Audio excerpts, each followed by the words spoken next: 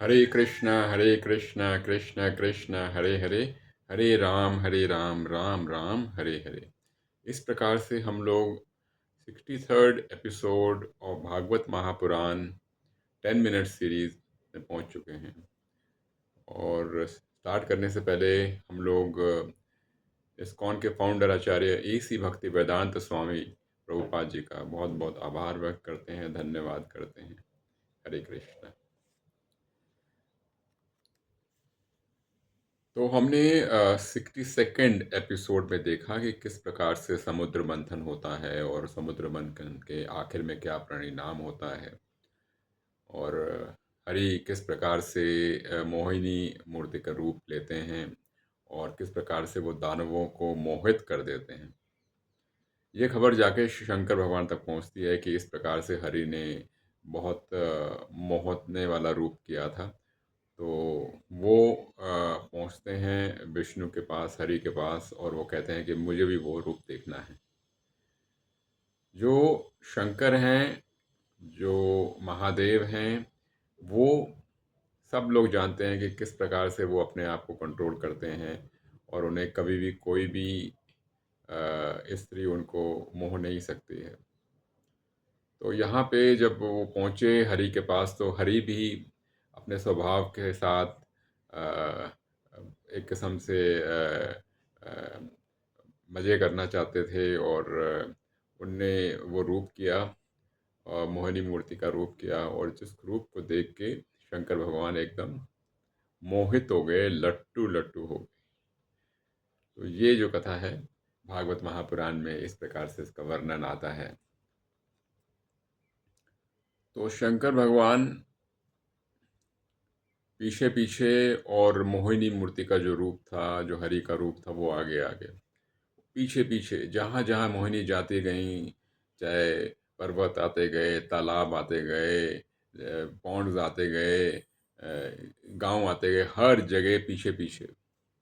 और आखिरकार शंकर भगवान ने मोहिनी को अपने गले लगा लिया। जैसे उन्हें गले लगाया तो उनको एहसास हुआ कि किस प्रकार से जो काम है वो काम उनके ऊपर हावी हो गया था। इससे हमें सीखने का ये तात्पर्य हमें मिलता है, हरि हमें ये सिखाते हैं कि जो काम जो है वो किसी को भी नहीं छोड़ता है, और वो किसी को भी अपने वश में कर सकता है। इसलिए हमें एकदम सावधान रहना चाहिए। उधर शंकर भगवान जो थे, उन्हें किसी प्रकार का ये नहीं हुआ कि भाई देखो, मैं काम की वजह से मैं फंस गया, काम की वजह से मेरे को मैं गिर गया।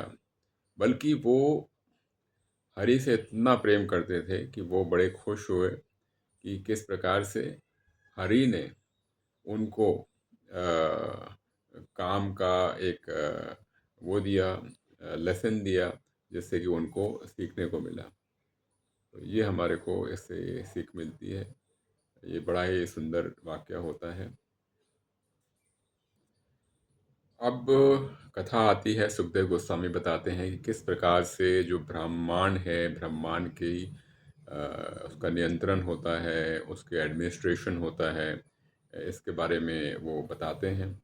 और किस प्रकार से जो 6 मन मंत्र हैं, उन 6 मन मंत्रों में उनके जो उसको जो संभालने के लिए जो ऑफिस बियरर्स होते हैं, वो किस तरीके से उसकी मैनेजमेंट करते हैं। वो बताते हैं कि एक तो बताते हैं कि जो मनु होते हैं, वो अलग अलग जो रिस्पॉन्सिबिलिटीज़ होती हैं, उसको वो इस्टेब्लिश करते हैं, हर एक चतुर्युग में वो करते हैं। तथा जो मनु के जो पुत्र होते हैं, वो उनका कार्य होता है कि ईश्वर परमात्मा की आज्ञा के हिसाब से पूरी जगह शासन को, प्रशासन को स्थापित करना। और जो देवता होते हैं, उन्हें पूरा जो हर एक एरिया का एक किस्म से व्यवसायिक को स्थापित करने के लिए एक किस्म से उनको आज्ञा दिया जाती है। और जो इंद्र होते हैं, जो देवताओं के जो राजा होते हैं, उनको ये सारी चीज़ें उनको सुपरवाइज करनी होती है। और उनको जल का, बादलों का, है ना, इन सब चीज़ों का नियंत्रण करना होता है। तथा जो सप्तऋषि होते हैं, वो सनातन धर्म के, उन्हें हर चतुर्युग में मनुओं को एक किस्म से गाइड करना होता है। और मनमंत्र अवतार होते हैं, और वो मनमंत्र अवतार जो होते हैं, उनके अलावा जो अलग अलग मनमंत्र अवतार की लीलाएं होती हैं, इस प्रकार से इन सब चीज़ों का सुखदेव गोस्वामी जो हैं बताते हैं कि किस प्रकार से पूरा जो है ब्रह्मांड का मैनेजमेंट होता है।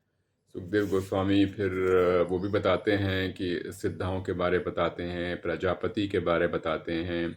वो बताते हैं कि अभी जो है कौन जो है मनमंत्र में कौन जो है इसको इंचार्ज है, और आगे में सेवेंथ मनमंत्र से लेके 14 मनमंत्र तक कौन इंचार्ज रहेगा। ये सारी चीज़ें सुखदेव गोस्वामी जो वर्णन करते हैं। तो ईश्वर परमात्मा हरि, वो बेसिकली ये सारी चीज़ों को नियंत्रित करते हैं, डेप्यूट करते हैं, ताकि सारी चीज़ें जो हैं पूरे ब्रह्मांड में एक प्रॉपर तरीके से, प्रॉपर सिस्टम से चलती रहें। और हमें ये भी ध्यान रखना पड़ेगा कि भगवान ने तो ये किया, लेकिन भगवान जो हम लोगों का फ्री विल होता है उसमें वो इंटरफेयर नहीं करते हैं। हर जीव को भगवान ने एक फ्री विल दे रखा है, यानी कि आपको स्वतंत्रता दे रखी है कि आप किस प्रकार से आप बिहेव करना चाहो वो कर सकते हो। आगे जाके सुखदेव गोस्वामी बताते हैं कि किस प्रकार से जो बलि महाराज होते हैं, जो कि दानवों के हेड होते हैं, वो आगे जाके वो क्या कहते हैं, वो बनेंगे, मनमंत्र के हेड बनेंगे। और तो इस बात को सुन के परीक्षित महाराज बड़े हैरान हो जाते हैं कि क्या एक जो कि दानव के हेड हैं वो देवताओं के हेड बनेंगे। तो इस प्रकार से फिर सुखदेव गोस्वामी और डिटेल में बताते हैं। सुखदेव गोस्वामी बताते हैं कि जब दानव और देवताओं के बीच में जो लड़ाई हुई होती है, और जब दानव सारे हार जाते हैं, तो शुक्राचार्य ने जितने भी दानव होते हैं उनको पुनर्जीवित किया होता है। और इस प्रकार से जो बलि महाराज होते हैं वो शुक्राचार्य के बहुत ही थैंकफुल होते हैं, बहुत ही धन्यवाद करते हैं और बहुत ही शुक्रगुजार होते हैं, क्योंकि उनको जो दानव थे जो मृत्यु को प्राप्त कर गए थे उनको फिर से जीवित किया था। बलि महाराज जो थे वो ब्राह्मणों का बहुत ही ध्यान रखते थे, और ऐसा हुआ कि ब्राह्मणों ने विश्वजीत यज्ञ को पूर्ण करने के लिए बलि महाराज की मदद करी। तो विश्वजीत यज्ञ पूरा हुआ, पूर्ण हुआ। उसमें उनको बलि महाराज को दिव्य रथ मिला, और